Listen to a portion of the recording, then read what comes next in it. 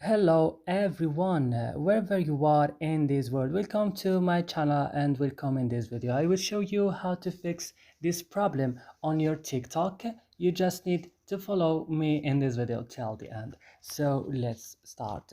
First, don't open your TikTok, go directly and open your settings of your phone. Right here we found like many options, but you just click on apps option and search for TikTok. Open TikTok like this, scroll down and click on storage. But here guys, be careful, click just on clear cache, but don't click on clear data, it will delete your data on the application. Go back and click on first stop and click OK and go to set as a default. Make sure that open supported links it's allowed or enable. Then go to your Play Store, update your TikTok on the last version, then restart your phone. So that's all in this video. Don't forget to like, subscribe. See you in another video.